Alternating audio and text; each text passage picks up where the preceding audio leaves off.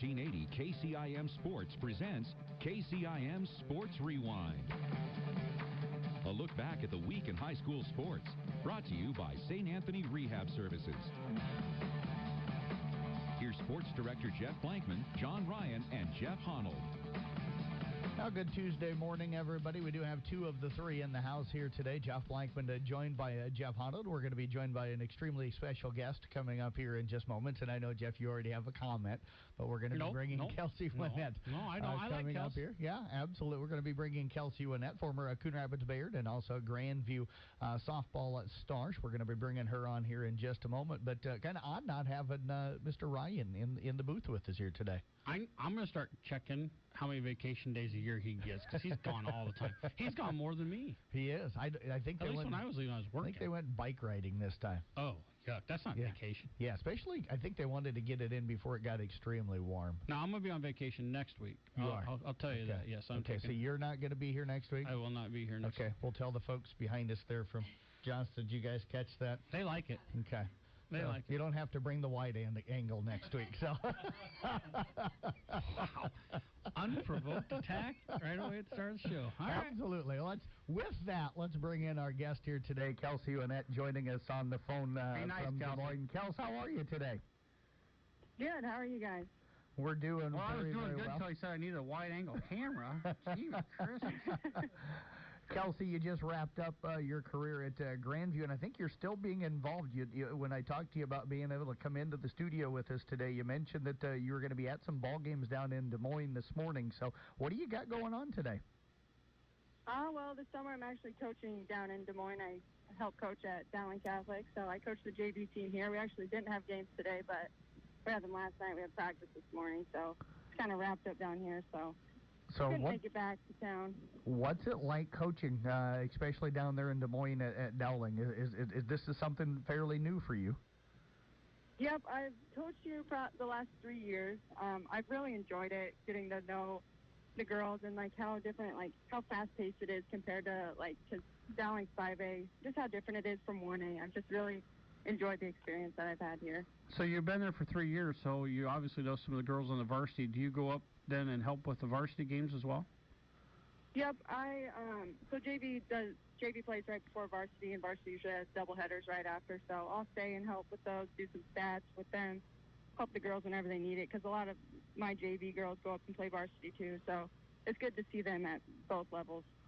Kelsey, a lot of times you'll hear people say that, once you start to coach the game a little bit, you learn a little bit about your own game and it helps you out. How much do you think coaching the last few years, even at the high school level, has maybe made you as a better player and you think and see the game a little differently?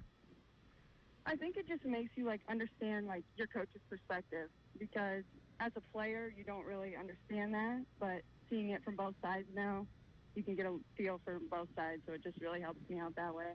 So you wrapped up your career. What's the next step?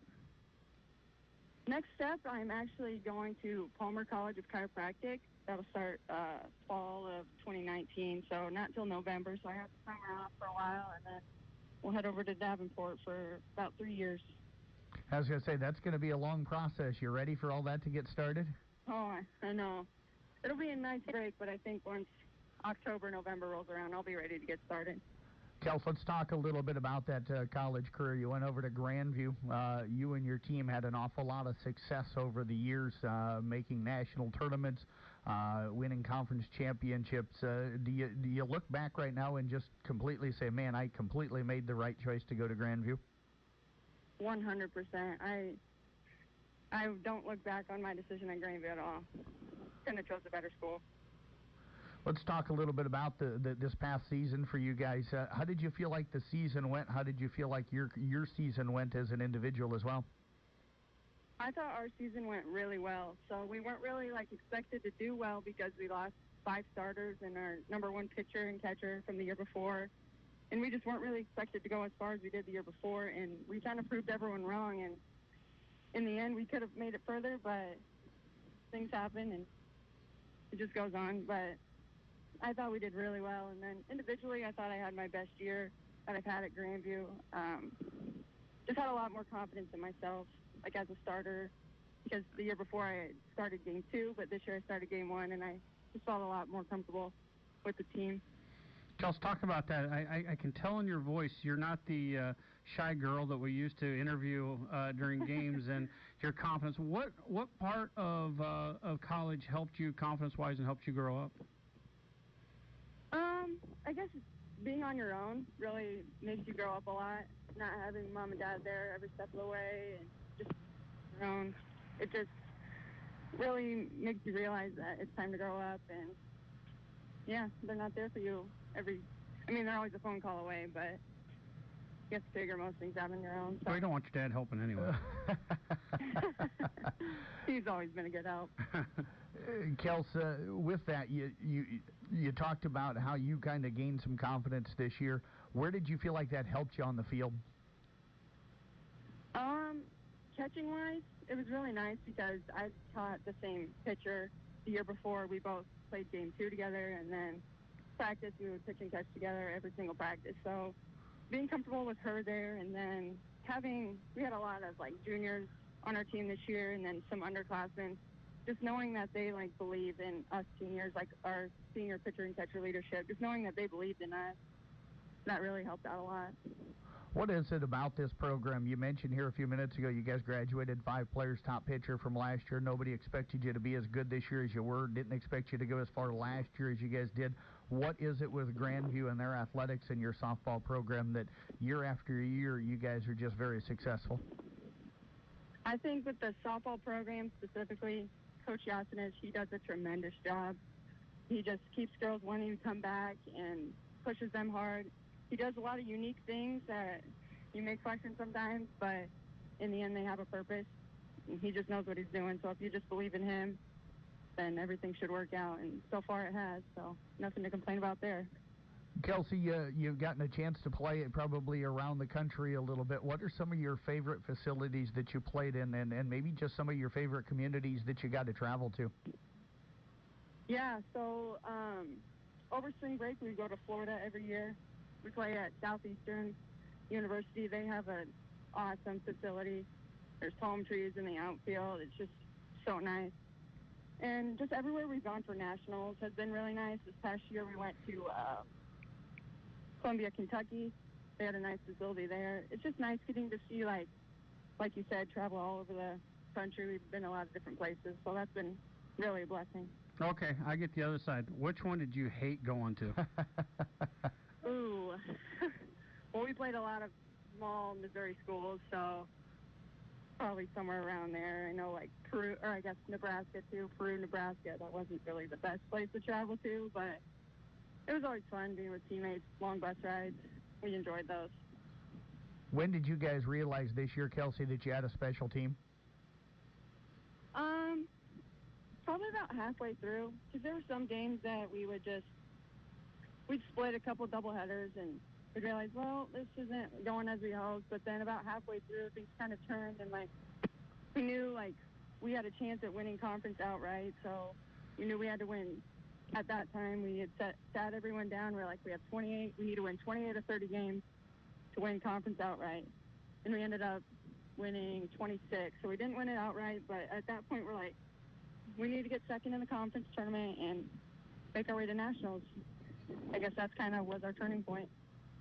Kelsey, your younger sister Caitlin going to be following you to Grandview. She's headed there this year. How many conversations did you two have during your career about how much you love being there and how much you loved playing there? Yeah, we talk about Grandview all the time. She always has questions. She loves to talk. I'm sure you guys have noticed that. But she just loves asking questions, and she's constantly learning the game too. So I'm excited for her. Now, you're coaching, as you said, and have for Dowling for the last 3 years. Is coaching something that you're looking at even after you get done at Palmer? Are you going to stay involved in the world of coaching? Yeah, I hope so. I mean, it's sad that I have to leave Dowling because Palmer doesn't have as long as summer break, so I won't be able to come back next summer. So I'm kind of sad about that, but looking forward to getting into coaching after that, I hope. Do you got an area of the country that you'd like to end up someday? You going to come back towards this direction, or do you want to go travel once you finish up at Palmer? I haven't really decided that yet. I know, like, the 10th trimester of Palmer, you have the option to go, like, preceptorship somewhere. So I'm thinking that trimester I might go travel somewhere, see somewhere different for a while. But overall, I want to end up back in Iowa somewhere, if it's Des Moines or Carroll area. I'm not sure yet. Can you give us a quick preview of what you think Grandview will be like next year? Next year, I think, is going to be a rebuilding season. There's not a ton of seniors left on the team. So, I mean, it'll be a good season for them. I still think they have a great shot at being in contention for the conference tournament or conference title, and also getting back to nationals, because I know that's what the seniors want to do now. Well, I tell you what, Kels, we appreciate you giving us some time here this morning. Congratulations nice talking to you again. On a great career. And, yeah, we were trying to figure out, it's been several years since I've even seen you, let alone got a chance to talk to you. So good to catch up with you again. Yeah, you guys too. Thanks so much for having me. You bet. Kelsey Winnett again joining us here today over the phone, of course. Great career, Jeff, down at Grandview. What an amazing athlete when she was at Coon Rapids Bayard, and just a super nice kid. She was just one of those tough-minded kids. Yes. She wasn't gonna get beat. No. You were going to have to earn it if you beat her. Now, what I really enjoy is hearing the confidence in her voice, because she was one of those kids that wasn't confident talking to us. Right. And she was tough, but she wasn't real confident on the floor either. But it's nice to hear them when they kind of, it all clicks. And you knew with her, if it ever clicked, it would be special, and it sounds like it was. Yeah, absolutely. Like you said, it's amazing sometimes when you talk to kids in high school and they're kind of quiet and shy, and then you get to them when they're in college and how they open up. And as you talk about like more Taylor Anderson in South Central, we can't get her to shut up. Absolutely. That is true. So we're going to step away, take a break. We've got a special guest, Nick Nurse, going to be joining us next right here on KCIM Sports Rewind.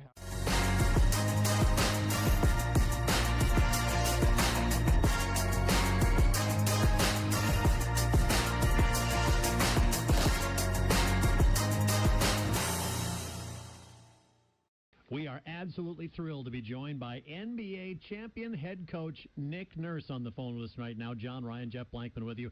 First of all, Nick, congratulations. Is that title ever going to get old? Well, thanks, first of all, guys, for having me on. It's great always to hear from people back in the hometown of Carroll. I don't think it's going to get old. It's a pretty unique experience, especially for this organization, this city, this country. I'm sure you guys saw the tremendous support we got and how excited everybody was. So I think it'll never get old. No. Nick, when did you start dreaming of this as a kid? Because I know you've loved the game your whole life. When did you think that this could be possible, that you could coach in the NBA and be an NBA champion? I don't know. I guess there was times when I was coaching in Grandview. I mean, first of all, when I was a small kid, we used to go up there and sit in the front row of all the Kemper games. We were the first ones in the door, so we could get the seats in the middle and sit in the front row, and we were dreaming about winning a state championship. That's for sure. That's for sure. But I don't know. When I used to coach at Grandview, I used to get in my car and drive over to Chicago and watch Michael Jordan and the Bulls play, and just drive over by myself and buy a standing room only ticket and watch the games, and thought that was pretty cool to watch those championships unfold. And that probably planted some ideas of, man, that'd be really cool to be part of something like this. But that's probably about it. I tell you, a lot of stories I see have gone back to your roots here in Carroll. Does that make you proud to see all that? And why do you think everybody makes that such a big deal, that you're from a small town in Iowa?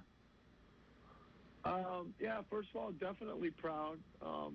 And more than anything about it, I'm just happy that to kind of share it with everybody. I just, again,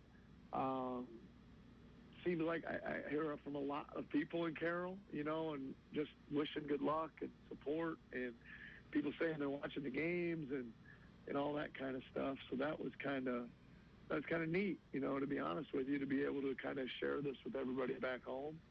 Why are they making it? I don't know why they are, to be honest with you, because there's been a lot of really good coaches, NBA champion level coaches that have come from small towns. I mean, Phil Jackson's from Williston, North Dakota. I think that's a town of about 11,000 people, and he won a few games in his life. Nick, speaking of that, we know Frank Moloch made it out there with an old Kemper jersey with your number on it. I did get a picture that night from somebody there. How many people from back this way were able to get to one of the playoff games and maybe get a chance to chat with you? Well, first of all, Frank is sitting right across from me now. He hasn't recovered from the leg yet. So hello to all the Frank Moloch fans and Carol. First of all, from Frank, he's here joining us today.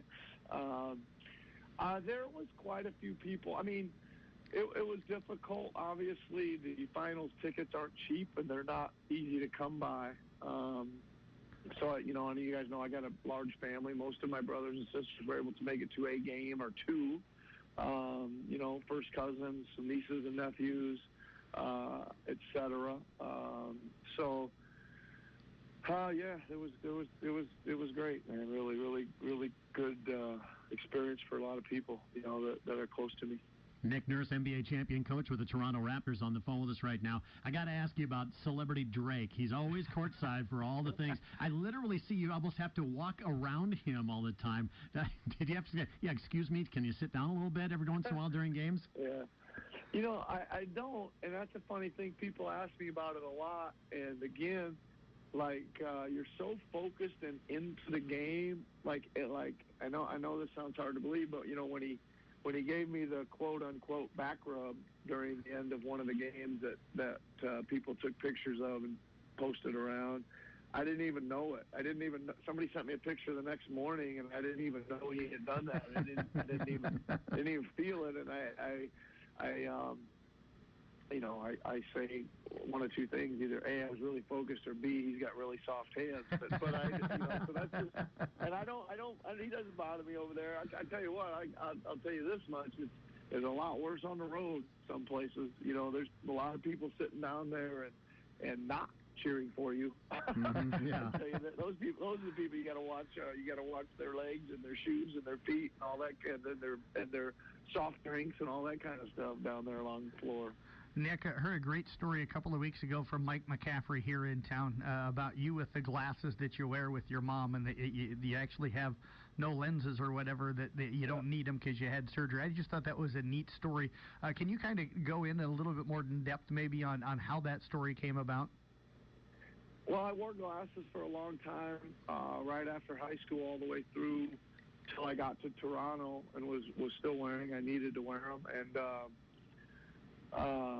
but when I was a head coach for most of my career, but when I came here as an assistant and was out on the court a lot more, you know, kind of banging with the players and guarding them and contesting them, and I think it was about my second practice here as an assistant, I got a ball right in the bridge of the glasses, and they shattered and went flying, and I said, well, that's enough of wearing glasses. I'm going to go get LASIK if possible, and I think I went through that whole season and then got it right before the next season, and I didn't really tell anybody. I just got it like right a couple days before we left for training camp, and we had a preseason game on television, and my phone was blowing up after the game. My sisters, my mom, and finally I called mom back because, you know, you get a few calls in a row from your mom, you're concerned, and she says, what's the matter? How come you weren't at the game? And I was like, I was at the game, and I said, oh, Mom, I got LASIK. And she goes, well, I couldn't see you on TV because you weren't wearing glasses, so you put those glasses back on.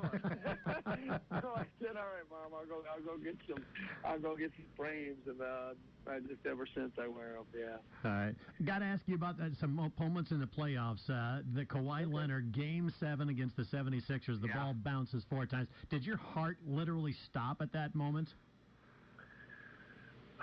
No, I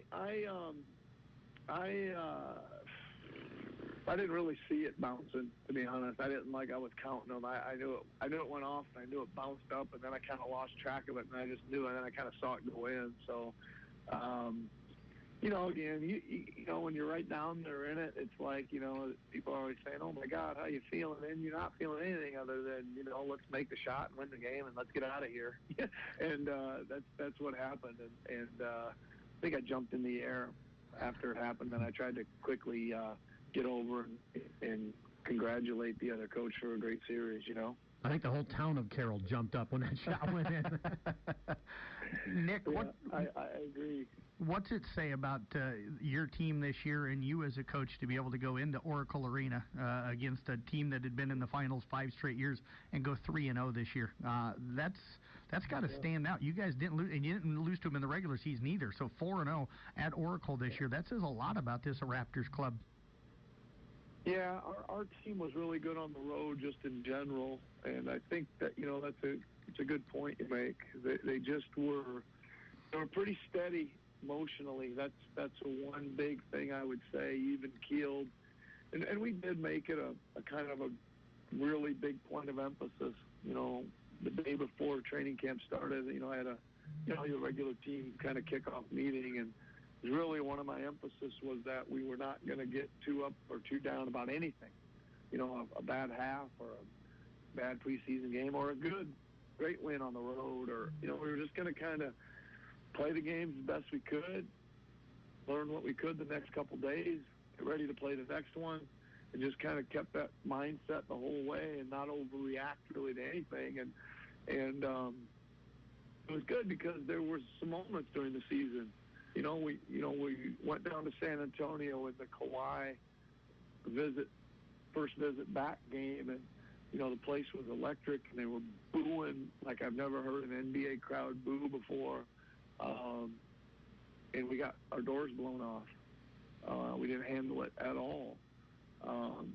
Got on a plane and flew to Milwaukee for a back-to-back and won the next night. And it was just like a starting point, really, of us not getting too wrapped up in any one result and going out and playing the next one. And I think that, you know, really did a lot for us down late in the year. NBA champion head coach Nick Nurse on the phone with us right now. Got to ask you what the next couple of months are going to look like for you. You're going to be back in the area coming up soon at Wild Rose in Jefferson. But what does the next couple of months look like for you? Well, roughly. Roughly, we got the draft tomorrow, so I'm in the office today working. I am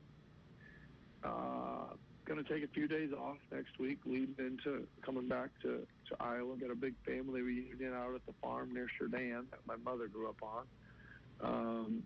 And then the casino, then free agency starts June 30th, so I'll probably be exiting Wild Rose, heading to San Diego to talk to, Kawhi Leonard, who's a free agent. So we'll do that, and then we'll head to Vegas for Summer League. That starts. That'll be about 10 days in Vegas. Have another little break there for the last part of July, and then, as you guys probably heard, I'm coaching the Canadian national team, and we are playing in the World Cup in China, so practice for that will start middle of August, and the tournament's early part of September in China. Coach, what was the parade like? About 1.5 million people, I understand, were along the route. That had to be just crazy. Yeah, I think that 1.5 million is about a third too few, if you want my honest opinion. Seriously, it was unbelievable. And I think a couple things happened. One is there were so many people. They were literally. It was more like a march than a parade. They had, people were out in the streets, and they had to kind of keep moving them forward to just move the parade. It took I don't know. The whole thing lasted about 5 hours, I think. Went back after the stage part of it as well.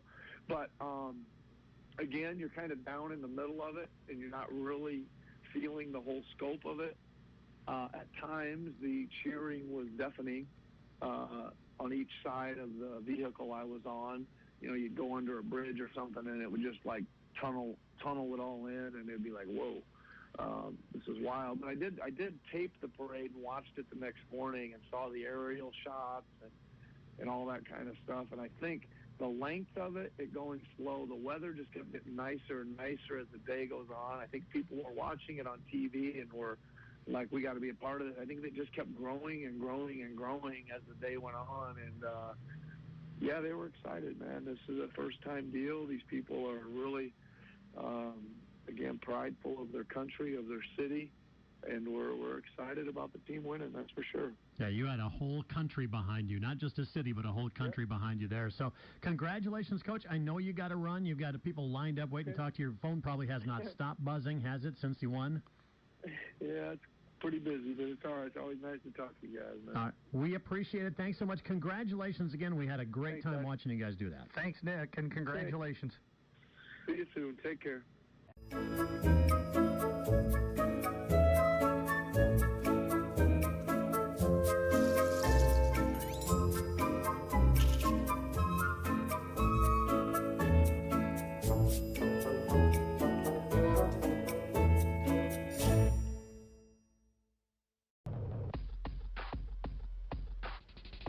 Well, we do welcome you back here to Sports Rewind. Jeff Blankman and Jeff Huddled with you on this Tuesday morning. We've had two very special guests on here today, Jeff. Kelsey Winnett, again, joining us after her career wrapped up as a softball player over at Grandview. And then, of course, as you just heard, Nick Nurse, the head coach of the Toronto Raptors, able to join us. He caught up with John and I last Wednesday. I did get that interview out on the website for anybody that wants to go out and listen to it again. But that was nice being able to catch up with him. Extremely busy guy. His phone was blowing up as John and I were talking to him during that interview. He said that his phone really hadn't stopped going off since about midway through the fourth quarter of that Game 6 win against, or Game 5 win, I should say, against Golden State. You know, think about that, though. He could have blown you guys off so easily. Yep. I mean, Carroll, Iowa, his hometown, but he didn't have to do the interview. But right. he's doing interviews with just about everybody. I know they're running it through and squeezing some of them down now and trying right. to save them, but I think he did Dan Patrick. Yep. And he did. I know he's on Mike. He's been on it, all everything. the national people, yeah, absolutely. So, and then to take time and to talk to you guys is amazing. It shows what he's like. I mean, he's just he hasn't changed a whole lot going from Iowa, the Iowa Energy, to the Raptors. It's right. the same guy that's always been here. Absolutely. Yeah, I texted him last Tuesday late in the afternoon after their parade would have ended and everything.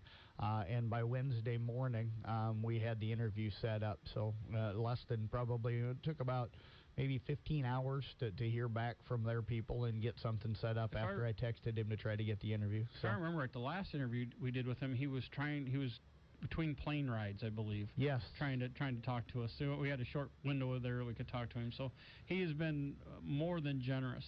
Yeah. And a good guy. And he's coming back this weekend. That should be a lot of fun for all those classmates and friends of his, and then just the local people to hear. I mean, he's going to give his time. You know he will. Absolutely. And I'm going to be over there on Saturday or Sunday night, I guess it is. I don't know if I'll get a chance to sit down with him and chat with him again for any kind of an interview. But before we get Jeff, we got a little over a minute left here. We got the two people that always hang out in the corner behind us. And can we turn the cameras on them? You know what? I know how. Yeah, yes, you do. But we want to thank Johnston Communications coming in and filming us here today. And I forgot to send them pictures of our two people we were interviewing, so they had to come up with unique ways to do that. I think Jason took the wide angle off of you and put it over on the KCIM banner. Wow. You know, we kid, but these guys have really helped out with the merchants this year. They got us a set of equipment similar to theirs, and I bounced ideas off them back and forth, and they've been really good. I mean, if you ever need help with something, they're more than willing to help. And we actually, Jason and I went down and tested one day and thought we had things fixed, and I think we fixed it. We haven't really tested it since, but found out that we didn't have enough internet. Which that, you know, it's nice to have another set of eyes, and this equipment is, if you want to get into the streaming, this stuff is it. It's a lot of fun to work with. And I actually streamed our church service last Sunday out at Swan Lake, and did that, but we didn't have enough internet cell service. Okay. So I taped it and dropped it on later. So it's really versatile, really easy to work with. Absolutely, and this is a great company and great people to work with. And I know usually we do kind of a conversation with them ahead. They didn't do that this week. I wouldn't want to talk to you either. I think they might I know. They might have Chelsea an announcement coming up next week. Yeah, she's smart. Yeah, I will agree with you on that. So, I wouldn't talk to me if I didn't have to. I don't talk to you unless I have to. Problem is, I talk to myself like every single day. So that explains a little bit. It does, and I've begun to answer myself. I think it's been working with you for way too long. Local sports, you got one tonight, don't you? I do. No, actually, I don't have a game broadcasting tonight. Yeah, I'm actually going over to watch the Arweva softball team. I've not had a chance. They're hosting South Central Kellen. That's the only local team that I have not gotten to yet this year, so I'm going to head over there. And then you and I both got Carroll baseball tomorrow night. You got baseball, and I've got the Carroll softball matchup, so we'll have a doubleheader coming up tomorrow night. Then Merchants on Thursday. And then we haven't decided Merchants. I think Doug Weininger is going to be with you on Thursday. I may be there. We'll see. Okay. We'll see what's going on. See with everything. But I think Merchants are on the road tonight. Storm Lake. Yep, they're up at Storm Lake tonight. And then odd thing Friday? is, I got to say, Friday I can't remember off the top of my head. Friday I don't think I got anything going on. Saturday's Merchants. Saturday is Merchants, but I'm not going to be there for the Merchants game Saturday. Nick Brinks is getting married. Yeah. Yeah, that was one of those odd ones where I couldn't find anybody to cover for me. I called Nick, but, everybody's headed to see Nick's wedding, and congratulations to Nick. I mean, you outkicked his coverage on this one. Absolutely. I mean, she is as sweet can be. And by more than one football field. Oh, boy. Yeah, that one he might have had helium in the ball when he kicked it because she might be too good for him. But congratulations to them. They're going to get married. They just got their house Monday, so... worked with them on that, trying to help them out and give them some advice, and glad for him. Really nice young man. Yes, he is. Does anything you ever ask him to do. And, he's got a funny sense of humor. I love spending time with him and just pimping him. And boy, if there's anything about NASCAR you want to know, ask him. Yeah. Absolutely. If we ever wanted to do something with NASCAR, he would be the guy to bring on. That is for sure. That should be a fun wedding. You guys, I think quite a few guys are going up to that. Yep. And so I'll be doing the Merchant game, covering that for everybody. And then he said he understood, but if I could find somebody to cover, he said come up. So yeah, absolutely. Still keep working on that. See what you can figure out. Well, we got some young talent. Maybe we can see if they're free. But I'm sure they probably know how to run the equipment better than you and I. It doesn't take much. No, it does not. So hey, again, I want to thank Johnston Communications. You can find this podcast and available on their Facebook page as soon as it gets over. We'll also have the audio podcast on the website at 1380kcim.com. Thanks to our guests again, Kelsey Winnett and Nick Nurse. Jeff, thanks for coming in again. We'll have John Ryan hopefully back in the house coming up next week. Yeah, and Arnold's going to be out. So hopefully you can go to the narrow angle cameras next week. There you go. And I just hope that you're not stuck with just me for 30 minutes next week. We'll be back next week with more Rewind.